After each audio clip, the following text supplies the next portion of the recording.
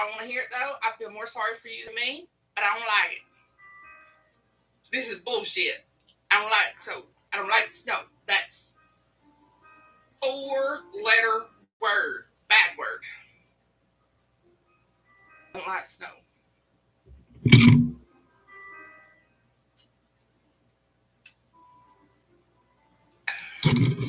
Not even a little bit. Mm-mm.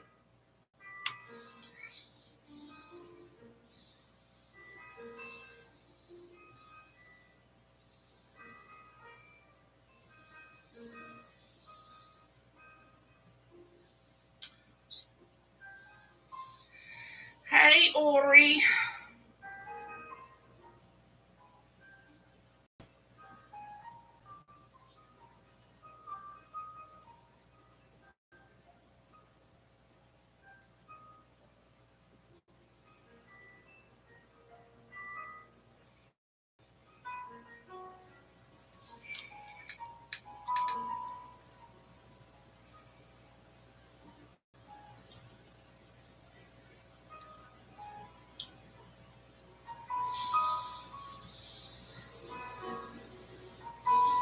Oh, I'll show you one.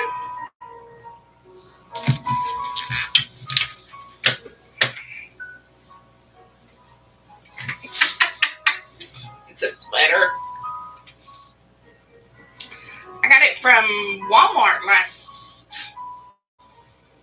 back in the summer, last spring sometime. For like a probably end of year clearance. I don't know. I got it from Walmart. That's all I know.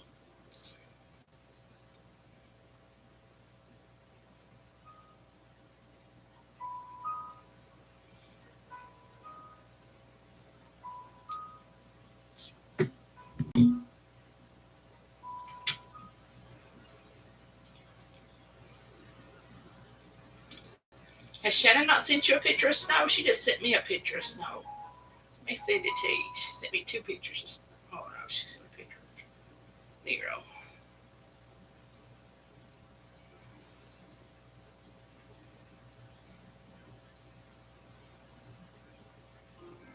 I just sent you a picture on Ontario. You know, up there in Canada, right above this building.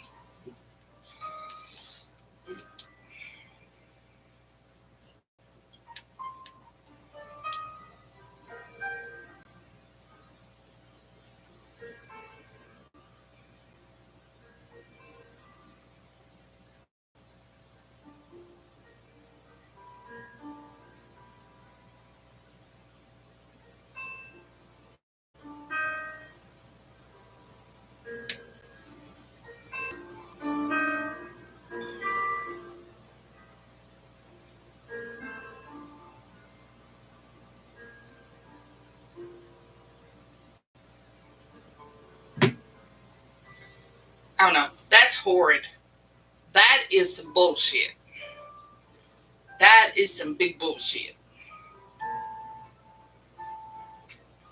Look, I got me a little baby.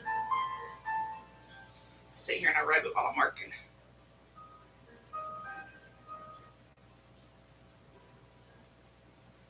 That's for you, Niner Ringer. I kind of figured that might be the case because this strikes me as a very British type book. Um, it might go down as something, if it's a good book, it could go down as something like Peter Pan and all that. It just strikes me as that kind of fun, modern day fun.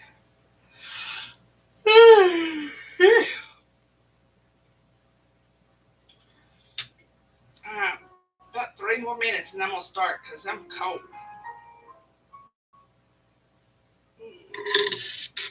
Billy, is the music okay? Since Vincey's not on here, I don't know if she'll be on here or not. Thank you, Miss Ori. It's a clearance special from Walmart.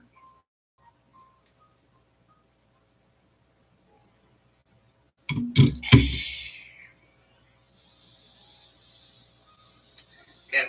Okay.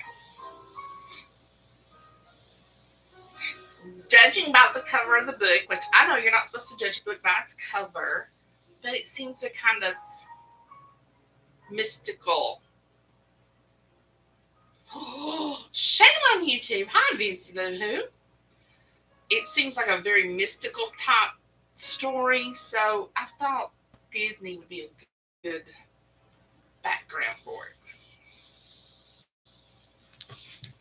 Oh, and these are my Dollar General leggings. I got to where I get most of my leggings at Dollar General now because of $5, maybe $10 occasionally, but $5.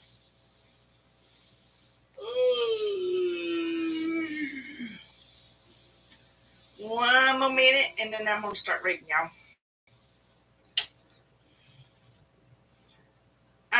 Is this one that came off of TikTok, or where did this come off of, y'all?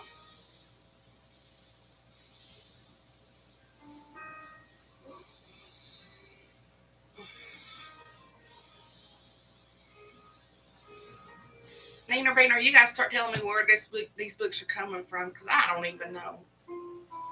I'd like to recognize them for where they are found. Come on, sister. Come on. I every 3 months, I get rid of clothes. I send them to the... Good. That's even better. Every 3 months, or as I buy something comes out of my closet. And I just take it to the I don't take it to Goodwill because I don't like them. We have what we call the Samaritan Center here, and the local Seventh-day Adventist run it. And I know that they have a store that they sell the stuff in, and they do a lot for the communities and families that are burned out, that kind of thing. So I usually donate all my stuff there. But I'll start donating it to you too if you want me to. Yay! Okay, so let's get started. This is called, and I'm hoping I'm pronouncing this right, Jenelyn's Journey, the Werewolf of Wittlich, book 1. First published in Great Britain in 2021. Oh, dear, it had that. When I was reading the blurb, it had that British vibe to it. Let's see. When you're safe at home, you wish you were having an adventure. When you're having an adventure, you wish you were safe at home. That is so totally me, y'all. May all who read this enjoy their life's adventure. May, the beginning. Chapter 1. Jenelyn didn't hear the chaotic din of the city, the sirens' plaintive wail, or the gang's aggressive shouting outside as she stood staring at her parents in the tiny living room. The amber glow of the late afternoon sun filled the windows, creating an orange tunnel of light that softly descended onto the faded blue sofa where her parents sat, looking at her with solemn pride. Her mother's almond-shaped brown eyes brimmed with tears. "It's your time, Jenelyn." "Yeah, I'm going to try this," she said, her voice quavering. "You're 18. The spirit's all ready for you now." Her father laid a heavy, comforting hand on her mother's thin shoulder. Jenelyn didn't miss the twitch of a smile under his thick black beard. This is part of our way of life," he explained, his deep voice warm and patient. "We don't choose our homes, the spirits do, and we must honor them." Jenelyn nodded apprehensively, trying to grasp the meaning of her parents' words. She found her gaze sweeping over to the large painting that had been hanging above the sofa her whole life. It was an image of a group of Romani gypsies dressed in traditional attire and playing musical instruments. The colors are vibrant, emulating perfectly the spirit of the flamboyant and jubilant people. Though her family wasn't from Romani heritage, Her mother had always loved the painting, her bohemian spirit connecting with that freedom. Along with this free way of thinking came a passionate spiritual belief of higher powers that she called the spirits. This bohemian culture had been the cornerstone of Jenelyn's upbringing, and for as long as she could remember, she had known this moment would come. But it did not prepare her for the shock when the time actually arrived. Her gaze focused briefly on the desk calendar stating the year 2008 before settling on her parents again. The year had seemed so far off while growing up, but now it felt too much in the present. So I must leave. So I must leave you forever. She seemed out. That's just crazy, y'all. I sound awful. She asked, her voice trembling with fear. Her parents gave each other a quick glance, and Jenelyn's stomach tightened. She recognized that look they always gave when trying to prevent her from being frightened. This isn't a guarantee, her father reassured her. The spirits may decide that Los Angeles is the best place for you, and you'll be back from your journey soon. If not, you may earn enough money to visit us. Jenelyn snorted under her breath. She could never believe that. Her neighborhood was in a dangerous part of central downtown, a ghetto filled with gangs who fought weekly over turf. She had loathed it her whole life. Surely the spirits understood this, although she knew other parts of the city were nicer. Perhaps the spirits might bring her back to her parents under better circumstances. With this thought, she gathered a little bit of courage and pasted on a brave smile. When do I leave? She asked, her heart fluttering with nerves. In 2 weeks, her mother stated. Your father and I have already purchased your ticket to Germany. We know a nice couple in Wittlich who are willing to have you stay with them. Their names are Laszlo and Gretchen Savers. And if you think I'm going to be speaking any German in a little while, you definitely wrong. I may end up slipping all the way back into English or American when this is all over with. Her mother rose and walked over to a small corner desk. She picked up an envelope and handed it to Jenelyn. Jenelyn stared at the online printout stating her ticket number, still in shock. This is a one-way ticket, she said, alarmed. Her parents nodded, her father still speaking in his gentle, comforting tone. Jenelyn, we provide the means to get there. The spirits lead you the rest of the way. You must be self-sufficient during the journey. Vincey, tell me the truth. You and Billy, because I don't trust Nina to tell me the truth. Keep on with the voices or drop them. I'll do whatever you think. Jenelyn gripped her jeans nervously, her hands squeezing the rough material in a panic. She bit her bottom lip and suddenly found it difficult to breathe. She had never lived away from home before.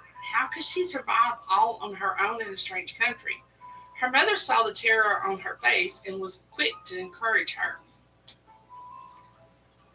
I did this too when I was your age. My blood runs through you, and you have the same freedom of spirit that I have. You have the strength and courage to do this. I know you will succeed in finding your true home.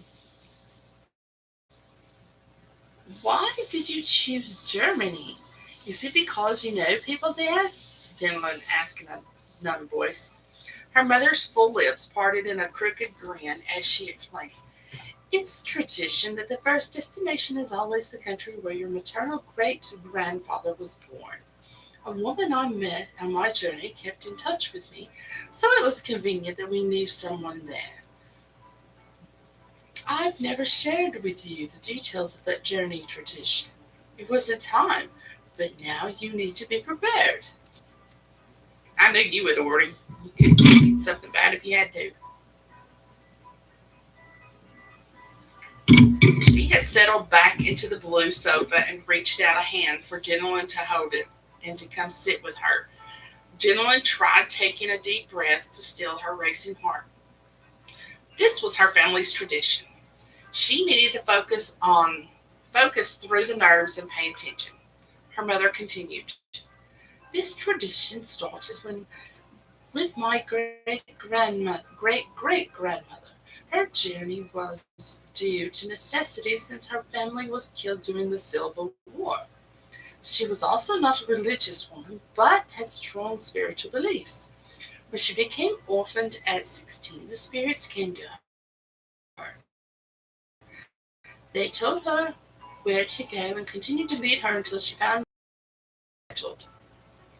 She was so grateful to them that she raised her daughter to believe in them and wait for them to guide her life. The tradition was has been followed ever since. With each they came in various ways, so you need to be observant.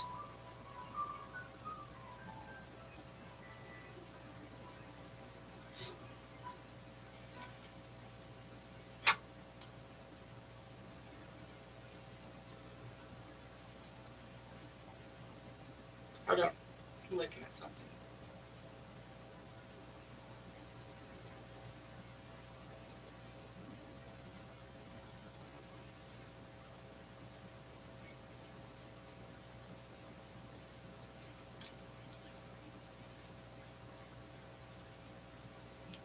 Something about the Civil War just being triggered something. Look.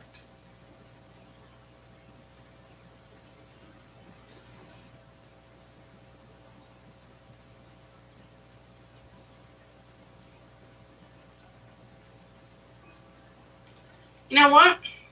She's growing up in LA. I ain't supposed to be using these voices. I have a feeling her mother might be of Native American. Good, I can drop the accents. Ha!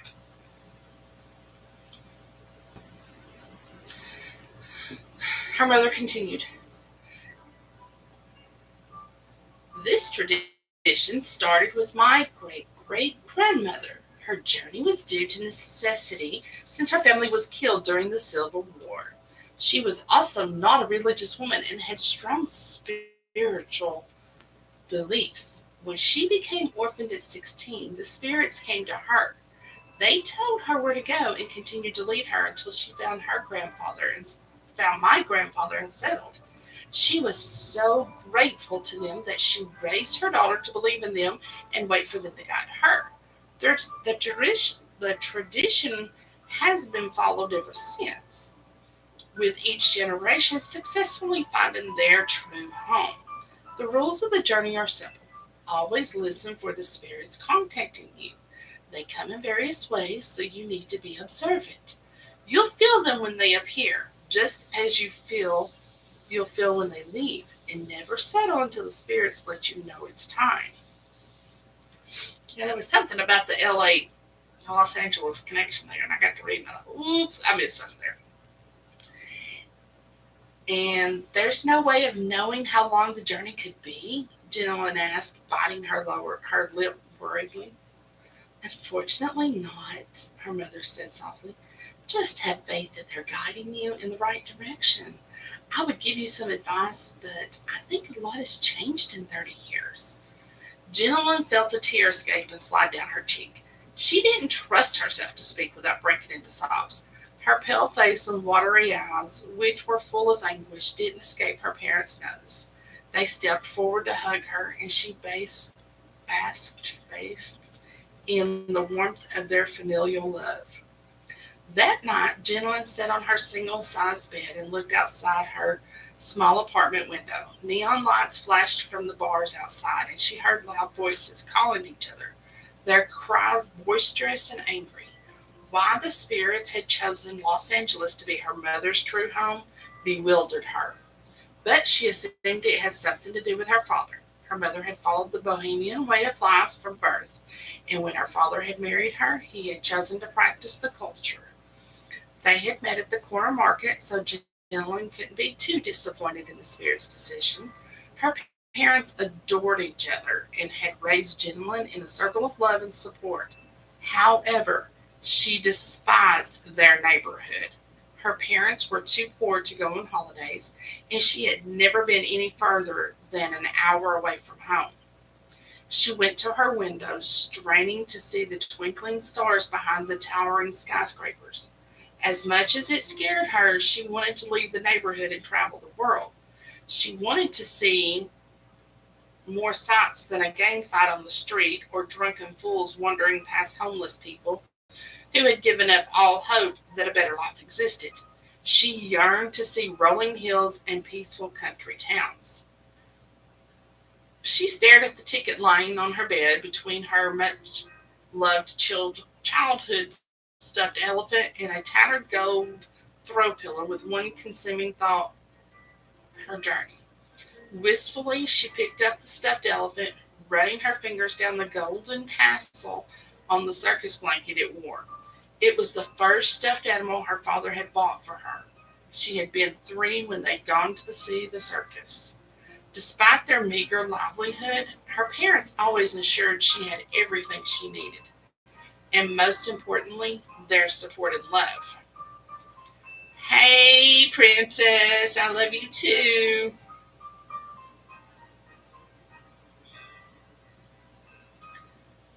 Her eyes shifted to the gold throw pillow, a relic of her early teenage years when she had wanted to make her room a little more mature. Even through those rebellious years when she could have easily turned away from believing in the spirits, her parents had gently guided her in the right direction. Yet throughout all that time, her parents had known they were going to lose her. It pained her to think that perhaps that's why they tried so hard to make her upbringing so comforting and secure. She held her stuffed elephant to her chest tightly, fear making her want to cling to her childhood for a moment longer.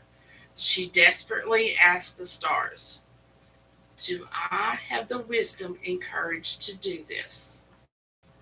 She often looked at the stars for guidance,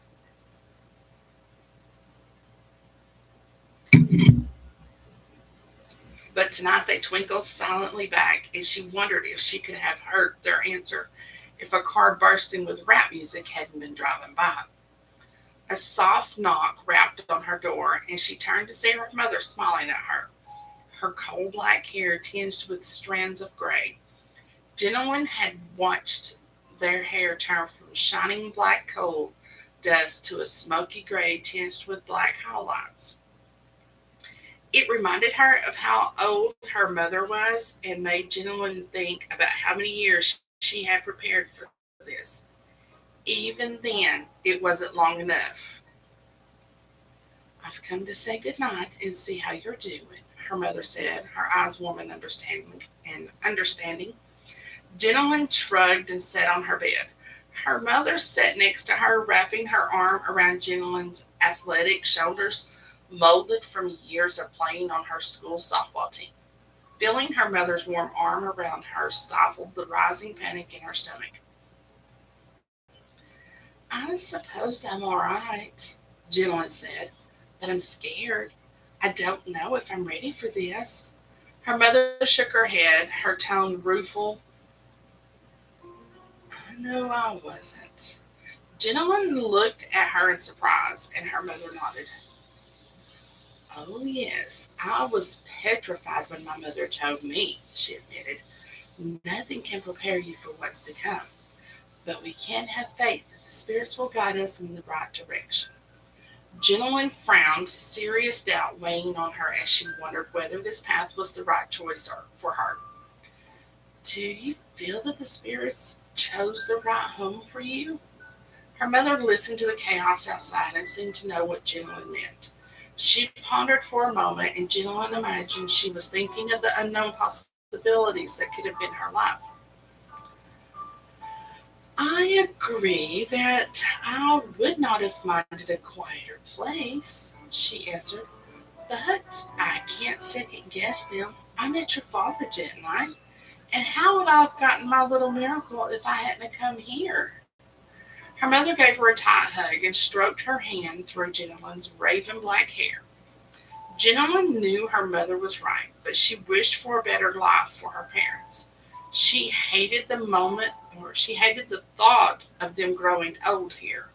Or was it thought for herself that scared her.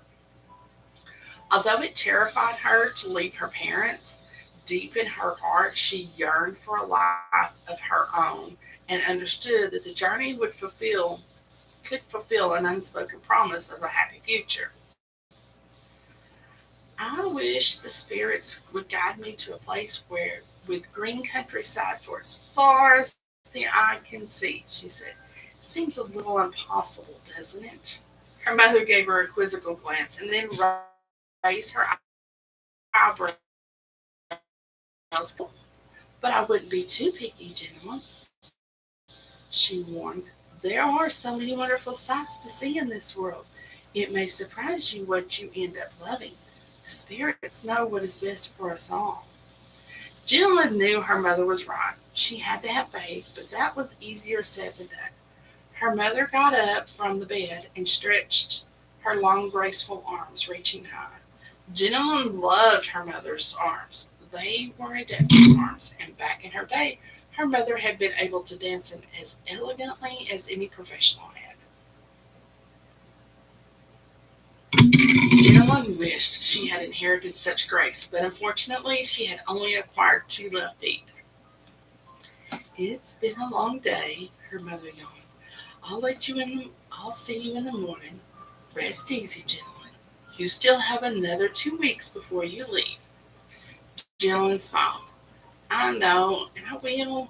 Good night, Mama. Sleep well. Good night, baby. Hey, honey, why don't you come over here and give me some fries with that shake? Jenelyn glared at the tattooed gangster leaning on the chain link fence. She was walking around the block to her friend's house, and catcalls always annoyed her. She knew the best thing to do was ignore them, but sometimes it was difficult. Keeping her head high, she walked faster. The voice came again, loud and vulgar. Aw, come on, sugar, don't leave me hanging. Jenelyn couldn't take it anymore. She whirled around, her temper flaring out of control. Oh, go find a corner and beat it yourself. Instinct told her to run for it, and considering the murderous glare and curses the punk was shooting at her, she knew she couldn't run fast enough.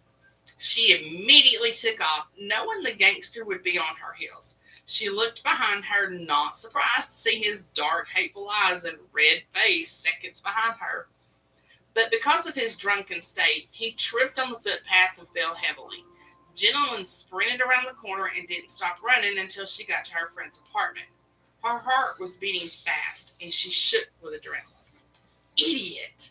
She was furious with herself for satisfying that hoodlum. When would she ever learn to keep her mouth shut? Usually she was able to keep her temper in check, but sometimes she had the uncontrollable urge to snap back. So far, she had been lucky, but she knew one day she wouldn't be. Growing up in a rough neighborhood had toughened her too much, and she hated it. Her friend answered the door on her first knock and grinned, though her smile dimmed at the sight of Jenelyn's flushed and flustered face. Hey, Jen, I'm glad to see you made it. Are you okay? Jenelyn's worried face relaxed as she hugged her best friend Nicole, happy to see her familiar red curly hair and jade green eyes. They had been friends since kindergarten, and they were as close as sisters were. It was going to be extremely difficult to tell her about the journey. Sorry, I'm late, Jenelyn explained, her heart slowing from a racing gallop. My mom wanted me to go to the store before I came over, and then I got a little sidetracked. She raised her eyebrows pointedly and rolled her eyes. Nicole frowned, well aware that she lived on a gang's turf. Looking solemn, she walked to the phone, fully prepared to ring the police on the speed dial. I can call the police and give them a heads up. Jenelyn shook her head, still remembering the creepy look on the hoodlum's face. She knew his vicious, beady eyes intently stalking her would haunt her dreams that night. Fortunately, she had learned long ago to try to shrug off these experiences quickly. No, I just did something stupid. This jerk cat called me, and I snapped at him. I hate my temper sometimes. Hey, Jackie Lou Who! Jackie is in the house. Missing you, sister. See, you've been missing it. It's been this way for months.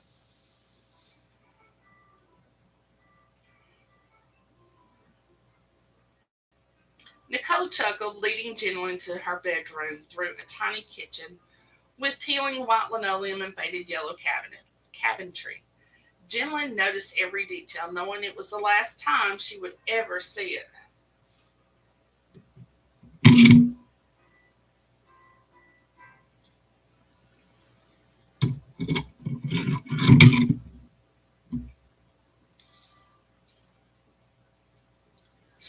The kitchen was as familiar to her as her own. A hard knot of sadness caught in her throat at the thought. I know what you mean, Nicole was saying, laughing briefly. It isn't hard to get you riled up, girl. I do it myself often enough. Jenelyn couldn't help but laugh at the honest statement. Like sisters, she and Nicole had often fought and squabbled over various events. They all seemed so petty and insignificant now. She always took comfort that she could be herself and Nicole would still love her. Telling her the news wasn't going to be easy. Jenelyn gathered her courage and followed her friend into the bedroom. Nicole, I need to tell you something. All right, that doesn't. All right, that doesn't sound good. Nicole stiffened in worry. Jenelyn shook her head and sat on Nicole's bed. She couldn't figure out the best way to do this. How do you tell a best friend, almost a sister, that you may never see them again? She looked around the tiny, cluttered bedroom of years and years of memories flooded through her. Countless Saturday night sleepovers where she and Nicole would binge on junk food and compete to stay awake the longest. The first time Nicole taught her how to paint her nails, and many afternoons where they helped each other with impossible algebra homework or long reports while gossiping about teachers and mutual friends. She choked back a sob as she spoke. You remember my 18th birthday party last week? It had been a small party with just her parents, Nicole and Nicole's parents. It had been full of exuberant celebration, with her father playing his guitar and the table groaning with her favorite food, and the girls chattering nonstop about the enthralling concept of being an adult. Nicole nodded, her worried face lifting with eager excitement as she sat on the bed next to her, crossing her legs comfortably. Worry never sat with Nicole for long, since her upbeat and energetic demeanor always outweighed it. Heck yeah, I do. I can't wait until I turn 18 next month. It's going to be great. Being able to vote, play the lottery, and gamble at Indian casinos. Jenelyn felt a sharp pain in her heart. She wouldn't even be here for her friend's 18th birthday. Tears formed in her eyes, and Nicole instantly hugged her, her eyes full of concern. Jen, what's the matter? You're acting like your family is moving or something.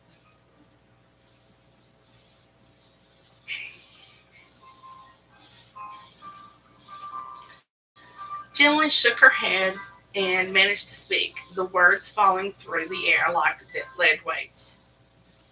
No, Nick, but I am. Nicole's face fell as she stammered a response. What? But why? How? You know my family follows a bohemian culture, Nicole, Jenelyn stated, knowing discussing the journey would be tricky. Jenelyn had never liked talking about it and had only mentioned it in passing to Nicole several years ago when her mother had told her the story. But the girls had been too young to bother discussing it again until now. And when we turn 18, we have to go on the journey, she continued. I've told you about that before. Nicole nodded and twirled a string from her tattered quilt subconsciously, her thoughts racing. She and Jenelyn never really discussed Jenelyn's culture, so she had to recall faded conversations tucked away in a cobwebbed memory box. I remember it's when the so-called spirits guide you to your true home, right? So now you have to do that? She asked matter-of-factly, suddenly connecting her faded memory with the news Jenelyn was giving her. Jenelyn nodded and wiped her eyes, her voice muffled in her sleep. I'm leaving in 2 weeks for Germany. Nicole's eyes widened and she leapt from the bed angrily. 2 weeks? She yelled. But that's too soon! You're not even going to be here for my birthday! It's not fair! Her eyes became stubborn and challenging the way Jenelyn knew they would. When Nicole got upset, she turned into a child. Jenelyn tried to explain calmly, knowing she needed to be patient. Nicole, it's not my decision. It's a tradition that I have to follow since it's our belief. Besides, though I'm scared, I look forward to finding a better home than this dirty city. I want you to be happy for me. Nicole's eyes softened, but her mouth was still pouting. Jenelyn knew she struggled between understanding and fighting the loathsome tradition that would take her best friend away from her. After a few moments, Nicole's cheek twitched up into a rueful smile, and Jenelyn could tell that deep down, Nicole knew it wasn't Jenelyn's fault. Jenelyn knew Nicole almost as well as herself and knew that as long as she was safe, Nicole would learn to be happy for her. Of course, I'm happy for you if you can get out of here, but I'm going to miss you so much, she cried. When will I see you again? Jenelyn looked at her distress and shook her head. That's the worst part. I don't know if you will. Thank you, Miss Jackie. Impenetrable, impenetrable silence filled the room for so long that Jenelyn wondered if Nicole was ever going to answer. She squirmed awkwardly, waiting for her to reply. You may not live here, but you can always visit, right? Nicole finally asked, her voice hollow. Jenelyn shrugged. That depends on how much money I make. My mother never saw her family again. She settled here, and my parents never had the money to go visit her family in New England. Well, what about writing or calling me? I know you don't like being on the internet with MySpace and everything, but you can manage to write a letter or pick up a phone, right? Nicole persisted, refusing to relinquish hope, this one hope of maintaining contact. Jenelyn frowned, her eyes tearing up again at the most painful part. The bond of friendship that she and Nicole had grown over their lives was like a thick rope, strongly woven with laughter, tears, tantrums, and hugs. I'm not really allowed to contact anyone I know, she explained so softly that she hoped Nicole heard her. Part of the journey is being alone. With those words, she could see in Nicole's eyes that she had cut their rope, leaving nothing but frayed edges. Nicole erupted, her lips pursed tightly, her cheeks burning crimson, and her bouncy red curls flying as she paced the floor with fury. Her dangerous green eyes glittered when she looked back at Jenelyn. I can't believe it, she hissed. I'm supposed to be happy about this? I have only 2 weeks left with you? Forever? How could you do this to me? Jenelyn shook her head, her eyes pleading as she tried to calm her friend. I'm not doing this to you. This is about me, not you. It's something that I have to do, whether I like it or not.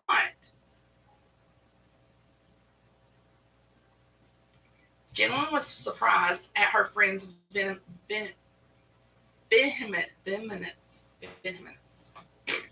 her outrage. She knew that Nicole would be sad, maybe even depressed, but angry with her. It hurt to see how little Nicole understood what she wanted. Don't you see, Nicole? She continued, desperate to make her understand. This is my only chance to make a new life for myself. I don't want to be stuck here forever. I'll miss you terribly, but this is a new beginning for me. Honestly, I'm scared beyond belief, but a part of me is excited too.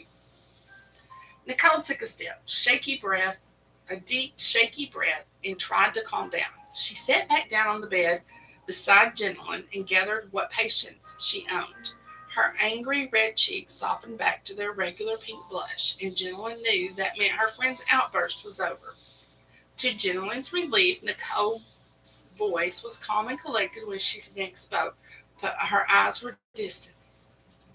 I understand, but I hope it's for the best. How are you going to support yourself in Germany? Jenelyn shook her head and raised her hands helplessly. I have no idea. I don't even speak German, and I'm sure there are immigration laws about working that I don't even know. It's so daunting and intimidating, I don't know if I can do it. Nicole studied her carefully. Jenelyn could see that Nicole didn't envy her, and for a moment she wished they could trade places. Trust me, Jen, you'll be fine, Nicole assured her. You've always been brave and smart. This is just going to put you to the test. Jenelyn grimaced. That's what I'm afraid of. Nicole hugged her, making Jenelyn's chocolate brown eyes widen with surprise at the sudden show of affection. She was grateful, though, and hugged her back fiercely as Nicole cried into her shoulder.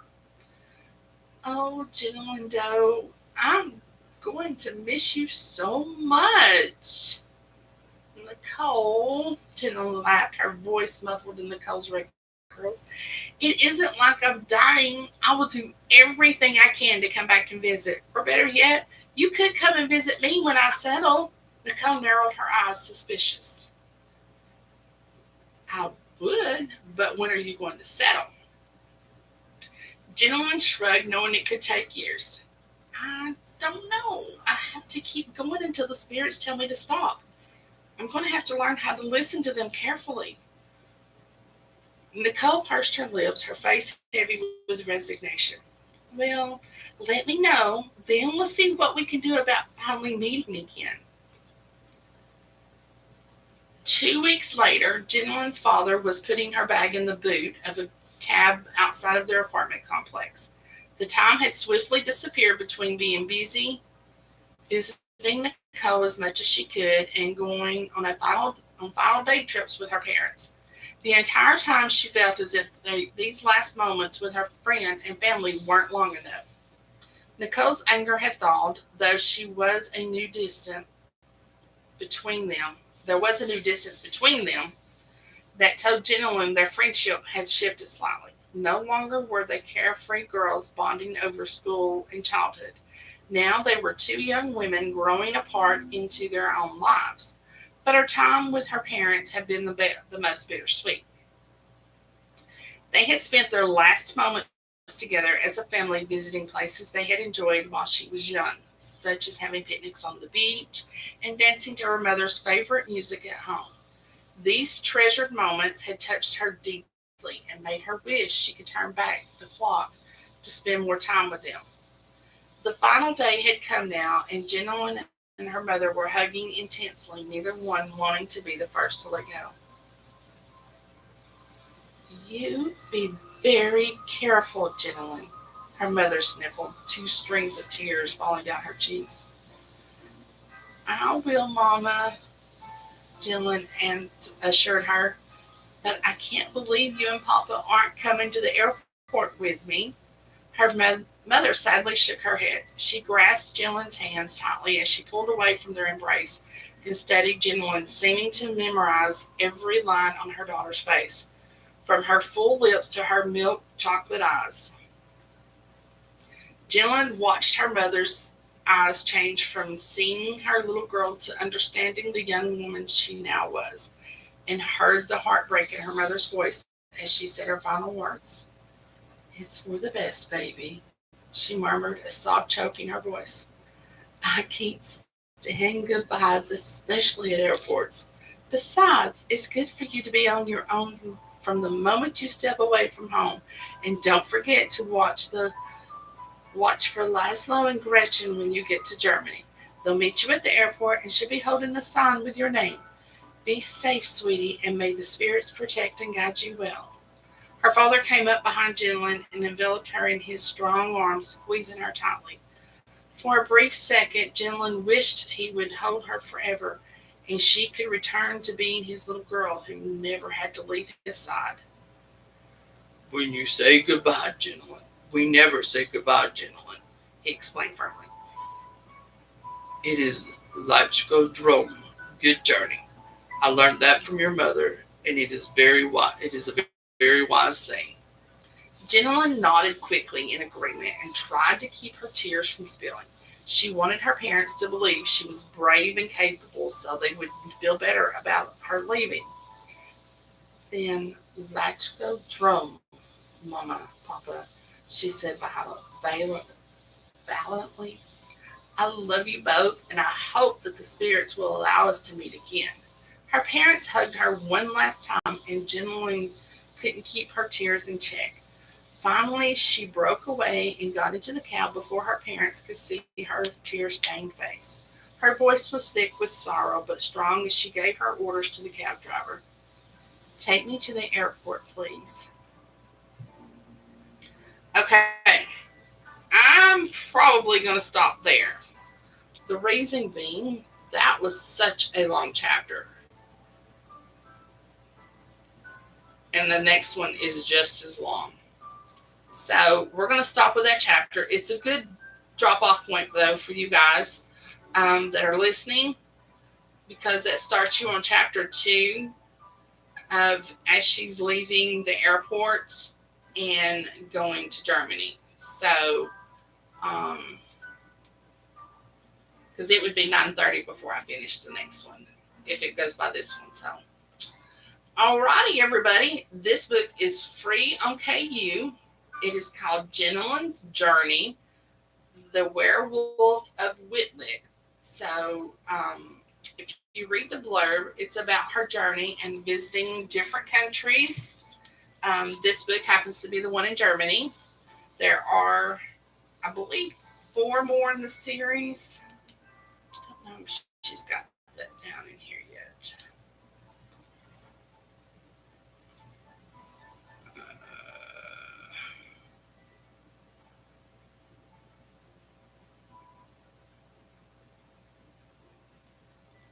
Yeah, it's by E. Byrnes. Byrnes. And I may have spelled her name wrong on the front, so I may need to go back and fix that. So it's a beautiful cover. This book one in her journey. And as I said, I think I saw 4 out there. So go get it. It sounds like a very deep book about a girl that is going to be discovering herself as a young lady, as well as things that are going on around the world and different myths and truths and all that fun stuff. So, but yep, I don't want to get started on it because I only have 15 minutes left in the hour, so we're going to stop right there. Alrighty, now then, tomorrow night is a book called Cove, and it is by